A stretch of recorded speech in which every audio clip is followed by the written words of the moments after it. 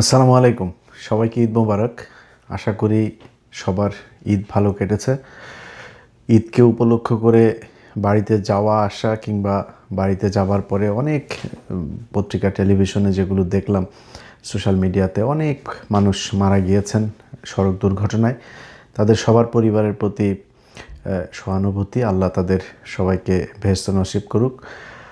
এর বাইরে যারা মোটামুটি বলা চলে বাংলাদেশের মতো দেশে আসলে আপনি যতই নিউজ করেন আর যত সমালোচনা করেন যাই করেন, এই যানজট এটা একই সাথে কোটি কোটি মানুষ ঢাকা থেকে দেশে গ্রামে যায়। যানজট, সিট না পাওয়া, দাঁড়িয়ে যাওয়া, নানান ভোগান্তি, এগুলো এটা বাংলাদেশের মানুষও মেনে নিয়েছে এবং এটা খুবই স্বাভাবিক বিষয়। এগুলো যদি ধরে নিই তাহলে সব মিলিয়ে মোটামুটি ভালোই কেটেছে এবার ঈদ। এর বাইরে যারা রাজনীতিবিদ আছেন তাদের অনেকেই দেখেছি 2টা 3টা 4টা 5টা 6টা গরু কুরবানি দিয়েছেন। আলহামদুলিল্লাহ, আপনাদের সবার ইনকাম এখন ভালো হয়েছে, দিচ্ছেন, এটা কোনো সমস্যা না। বাংলাদেশে ধরেন যদি আমি রাজনীতিবিদদের কথা বলি, রাজনীতিবিদদের ব্যাপারে আমার মনে হয় সংবিধানে এটা সরাসরি লিখিয়ে দেওয়া উচিত যে রাজনীতিবিদ যারা আছে তাদের কোনো ইনকামের কোনো কিছু দরকার নাই, এরা সবাই রাজনীতি করে তারপরে ধান্দাবাজি করে খাবে, এটা এইভাবে সংবিধানে দিয়ে দেওয়া উচিত। এটা নিয়ে তো টানা টানা পেঁচায় লাভ নেই। কারণ রাজনীতিবিদ তাদের ফুল টাইম তারা এখানে সার্ভিস দেয়, চাঁদাবাজি করুক, ধান্দাবাজি করুক, দেশের জন্য কাজ করুক, যাই হোক সারাক্ষণ এখানেই থাকে। তাদের একটা নতুন বেরিয়েছে, কৃষিখাতে তাদের ট্যাক্স টুক্স কোনো কিছু করে না, তো সবাই মাছের খামার, ওই একই ধান্দাবাজি যে নুরুও শুরু করেছে। মাছের খামার দিলে ওইটার কোনো হিসাব টিসাব কোনো কিছু দিতে হয় না, যত মন চায় তত ইনকাম দেখানো যায়। ওটা পুকুর না দিঘি না সাগর, কোনো কিছু এটার কোনো ম্যাটার করে না। তো এখন রাজনীতিবিদদের ব্যাপারে এই গরু কে কয়টা দিয়েছে, কার কত টাকা হয়েছে, কি এটা নিয়ে কোনো আমার মনে হয় এটা নিয়ে খুব আলোচনার কিছু নাই। বাট যেটা বলতে চাই, যে কারণে আজকে ভিডিওটা তৈরি করছি, সেটা হলো ঈদে সবাই আপনারা অন্তত যারা বিএনপি করেন, জামাত করেন, আপনাদের ঈদ তো অন্তত ভালো কেটেছে। গত 2টা বছর আগে আপনারা এই সময় জেলখানায় থাকার কথা, এখন আপনারা বাইরে আছেন, গরু কুরবানি দিচ্ছেন, খাসি কুরবানি দিচ্ছেন, উট দুম্বা নানান কিছু কুরবানি দিচ্ছেন, দিয়া ভালোভাবে আছেন। আপনাদের বাসায় এখন পুলিশ যায় না, আপনাদের দৌড়াইতে হয় না, ধান খেতে যায়, ঘুমাইতে হয় না। কিন্তু খুব কষ্টের বিষয়, আপনাদের সাথে যারা জেলখানায় ছিল 2 বছর আগে, তাদেরও আজকে বাইরে ঈদ করার কথা। বিশেষ করে বিডিআর এবং আলেমদের একটা বিশাল সংখ্যা এখনও পর্যন্ত জেল খাটছে। তার সাথে যুক্ত হয়েছে ওই যে কেরানীগঞ্জের এক জঙ্গি নাটক, প্রথম আলোর বানানো নাটক।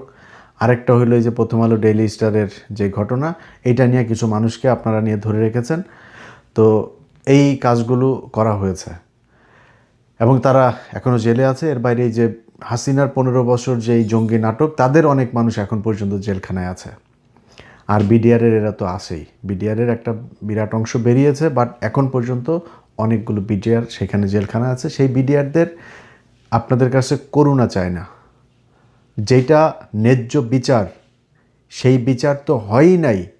শেখ হাসিনার ক্যাঙ্গারু করে সেইখানে বিডিআরদের বিচার করে যারা সাক্ষী হইতে পারত তারা সাক্ষী দেয় নাই, যারা মিথ্যা সাক্ষী দেয় নাই তাদেরকে বানানো হয়েছে আসামি, যারা আসল সাক্ষী তাদের আসল খুনি তাদেরকে ছেড়ে দেওয়া হয়েছে, তাদেরকে বানানো হয়েছে সাক্ষী। এই নাটক আপনারা সব কিছুই জানেন। তারপরেও এই সব কিছু মিলিয়েও শেখ হাসিনার সেই কোর্টে যাদেরকে সাজা দেওয়া হয়েছে 10 বছর, 5 বছর, 7 বছর, যাবজ্জীবন, তাদের সবার সাজার মেয়াদ শেষ হয়ে গিয়েছে। হওয়ার পরেও তাদেরকে এখন পর্যন্ত জেলখানায় আটকে রাখা হয়েছে। আপনাদের কাছে কোনো করুণা চায় না। বেঞ্চ গঠন করা হয় নাই, বেঞ্চের অভাবে আপনার বিডিআরের আটকে আছে, বিডিআরের জামিন আটকে আছে, জামিন আদেশ। ভাই, একটা মানুষের 10 বছরের সাজা, তার জেলখানার হিসাব অনুযায়ী অনেকের 22 বছর, 23 বছর, 24 বছর খাটা হয়ে গিয়েছে, তার সাজার মেয়াদ 10 বছর, অথচ সে এখন পর্যন্ত জেলখানায় বন্দি আছে। অতএব মাননীয় প্রধানমন্ত্রী, আপনার কাছে বলবো, আপনি নিজে এই জঙ্গি নাটকের আপনার পরিবার ভুক্তভোগী, আপনি নিজে ভুক্তভোগী। 21শে আগস্ট থেকে শুরু করে 10 ট্রাক অস্ত্র মামলা, অনেক জঙ্গি নাটকের মধ্যে আপনাদের পরিবারকে জড়ানো হয়েছে। এই বিডিআরের পিলখানার ঘটনার মাধ্যমে বাংলাদেশের মেরুদণ্ড ভেঙে দেওয়া হয়েছে, এই দেশের সেনাবাহিনীকে ধ্বংস করা হয়েছে। সো এই ঘটনাগুলো আপনারা খুব ভালো করে জানেন। একটা কমিশন গঠন করা হয়েছিল। যদি আপনারা কিছু করতে নাও চান, সেই কমিশন আপনাদেরকে যে রিপোর্ট দিয়েছে সেই রিপোর্টের বেসিসে যদি আপনি বিচার করেন, তারপরেও এই যে জেলখানায় যেই বিডিআরগুলো আছে একজনও জেলে থাকবে না। কিন্তু আপনারা তাদের ব্যাপারে মনে হয় যেন চোখের মধ্যে টিনের চশমা পরে তারপরে বসে আছেন, আরামে ঈদ করেন, এক একজন মন্ত্রী এমপি টেমপি হয়ে তারপরে ধান্দাবাজি করছেন।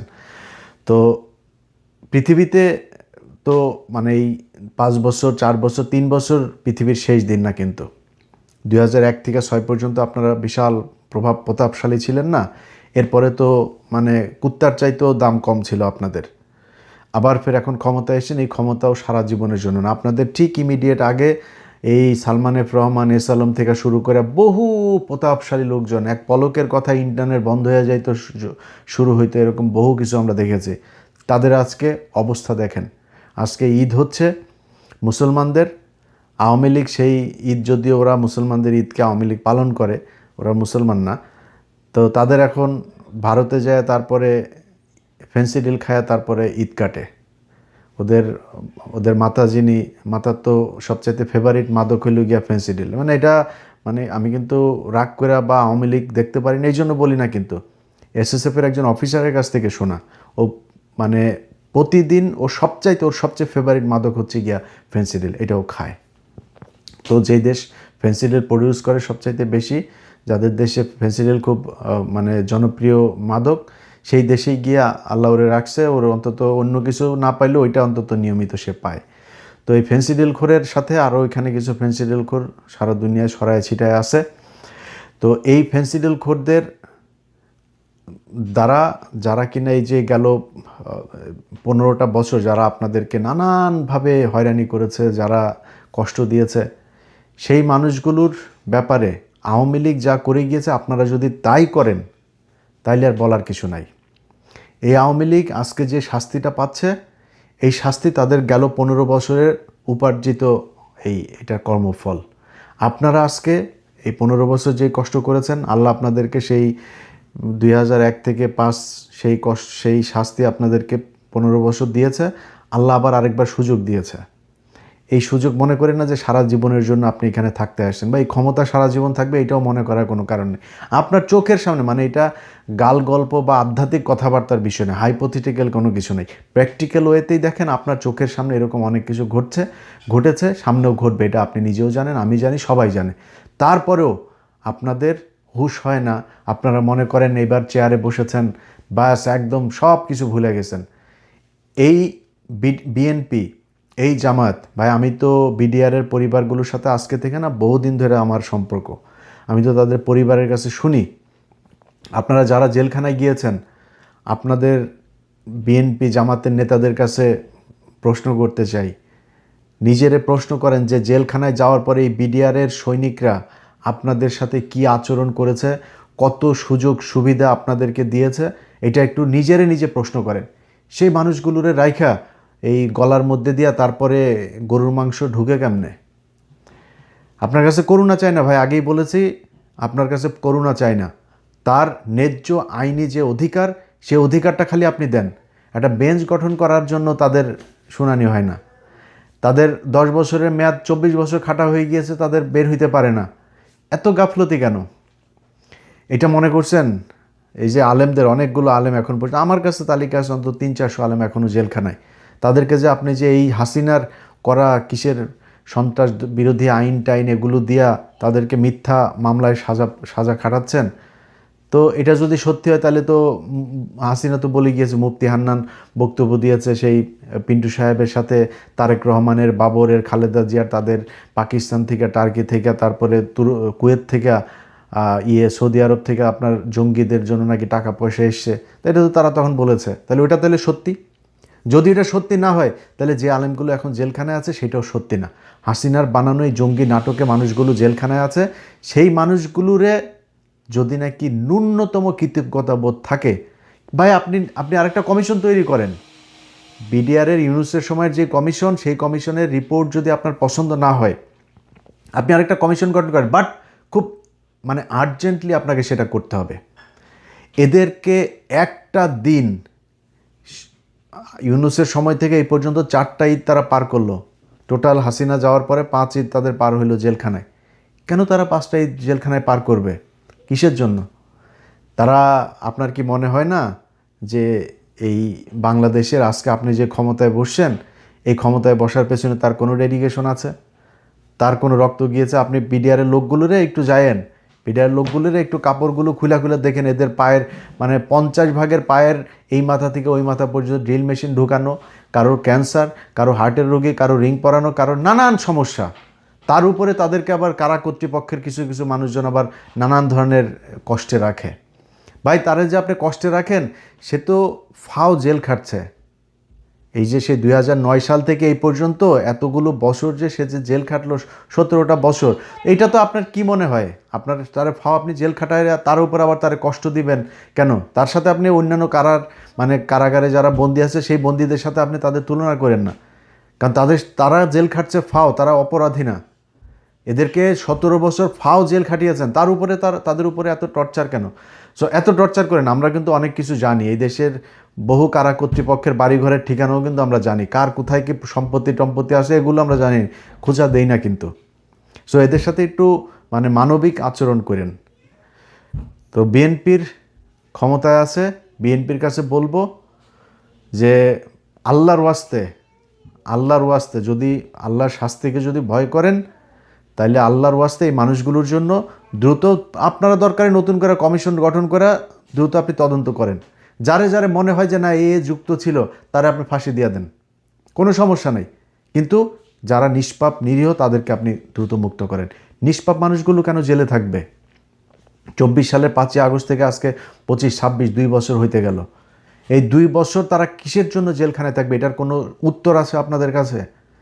এই দেশে বহু প্রভাবশালী সাংবাদিক, ইউটিউবার, সোশ্যাল মিডিয়া ইনফ্লুয়েন্সার, নানান ধরনের বড় বড় সব দেশপ্রেমিক অনেকেই আছে, কারোর গায়েও লাগে না, কেউ কথাও বলে না, মিডিয়া তো নাই, কোনো মানুষও কথা বলে না তাদেরকে নিয়ে। তাদের জীবনের দাম নাই, তাদের কষ্ট, তাদের শরীরে রক্ত নাই, তাদের কষ্ট কষ্টের মতো লাগে না। মানুষ বিডিআরের লোকগুলি ভাই, আরে ভাই 17 বছর 18 বছর বয়সে পোলাপান আপনার এই 18-19 বছর বয়সে আপনার যে চাকরিতে ঢুকেছে 1 বছর হয় নাই জেলখানায়, চাকরির রিটায়ারমেন্টে যাবে ওই সময় জেলখানায়, দাড়ি টাড়ি সব পেকে বয়স্ক মানুষ, পরিবারের অর্থনৈতিক অবস্থা শেষ, বউ চলে গিয়েছে, সন্তানরা খোঁজ নেয় না, কি এক দুর্বিষহ জীবন তাদের। তারপরে কেউ কোনো কথা বলে না। তো কিছু বললাম না, জাস্ট এতটুকুই বললাম। অনেক আপনাদেরকে খুব বাজেভাবে বলা যাইতো, শুধু এতটুকু বললাম। ইউনূসরে বহুত গালাগালি করছি এই এক কারণে, যখন 2-1.5 বছর কষ্ট করে কোনো রেজাল্ট পায়নি, বহুত কিছু বলছি আপনাদেরকে। আর যত গালি আছে সব মনে করেন দিছি আপনাদেরকে, আর এটা দিলাম না এখন আর। আমার অনেক সম্মানিত মানুষজন আমার ভিডিও দেখেন, সো তারা পছন্দ করেন না আমি আপনাদেরকে গালাগালি করে কথা বলি। গালি দিলাম না, মনে করেন গালি সব দিছি আপনাদেরকে, ওইটা মনে করে নেন। যা পৃথিবীর যত যাওরা গালি আছে সব দিছি আপনাদেরকে, ওইটা মনে করে তারপরে আল্লাহর ওয়াস্তে যদি মনে চায়, যদি মানুষের মিনিমাম ন্যূনতম রক্ত যদি শরীরের মধ্যে থাকে, কৃতজ্ঞতাবোধ, দায়িত্ববোধ যদি থাকে, এই বিডিআরের লোকগুলো আপনাদেরকে কম উপকার করেন এই জেলখানার ভেতরে, কম সেবা দেয় নেই আপনাদেরকে। এই কৃতজ্ঞতাবোধ থেকেও হইলেও মানুষগুলোরে ছাড়ার ব্যবস্থা করেন। ঈদের এই খুশির মধ্যে আপনাদেরকে এই কথাগুলি অনুরোধ করে হাত জোর করে তারপরে বললাম, আল্লাহর ওয়াস্তে এটার ব্যাপারে একটা ব্যবস্থা নেন। আর যদি না নেন, দুনিয়ায় তো আছেই, আল্লাহর কাছে এই মজলুম মানুষগুলোর হইয়া তারপরে আল্লাহর কাছে আল্লাহকে সাক্ষী রেখে বললাম, আল্লাহ যেন প্রতিটা এই অপকর্মের শাস্তি যেন আল্লাহ আপনাদেরকে দেয়। এবং বিডিআরের ভাইরাও যারা আছেন তাদের পরিবারের বলবো, আপনাদের যখন ভিজিটে যান এই মজলুম মানুষগুলোরে বললেন যে এই জেলখানার ভেতরে যেন ওরা তাহাজ্জুদ পড়া যেন এদের জন্য এই বরদোয়া করে যে আল্লাহ যেন তাদেরকে এটা শাস্তি দিয়ে দেয়। এই পরিবারগুলোর সাথে তো আমি সম্পৃক্ত আছি ভাই। এক একটা পরিবারের গল্প যদি শোনেন, তাহলে আপনার শরীরের লোম দাঁড়ায় যাবে, আপনি চোখের পানি রাখতে পারবেন না। এরকম দুর্বিষহ জীবন তারা জেলখানার বাইরে তাদের পরিবার, দুই দিক থেকেই তারা ভোগ করছে। যাই হোক, আল্লাহ আপনাদেরকে বুঝার দায়িত্ব দেখ। দেশবাসী সবাইকে ঈদের শুভেচ্ছা জানাচ্ছি আবারও। সবার ঈদ ভালো কাটুক। আর আরেকটা জিনিস বলে শেষ করি, সেটা হচ্ছে যে ভাই আমি সোশ্যাল মিডিয়াতে দেখছি যে অনেক মানুষ মোটরসাইকেল চালায়, আমি নিজেও ভাই দেশে থাকতে অনেক রাফলি মোটরসাইকেল চালাইছি। এটা একটা ভাই মানে ডেথ পোল, এটা এটা কোনো চড়ার জিনিস না। অথবা আপনার সন্তানদের অন্তত 40 বছরের আগ পর্যন্ত ভাই কারোর হাতে দিয়েন না, মোটরসাইকেল দিয়েন না। মোটরসাইকেলের এই 2 দিনে আমার চোখে অনেকগুলো দুর্ঘটনার দেখলাম সোশ্যাল মিডিয়াতে। অল্প বয়স মানে ম্যাট্রিক পরীক্ষা দিয়েছে এরকম বাচ্চা মারা গিয়েছে। তো বাবা মার প্রতি আমার দাবি থাকবে যে আপনারা আপনাদের সন্তানদেরকে এই ব্যাপারে একটু সতর্ক হবেন। সবাই ভালো থাকবেন। আল্লাহ হাফেজ।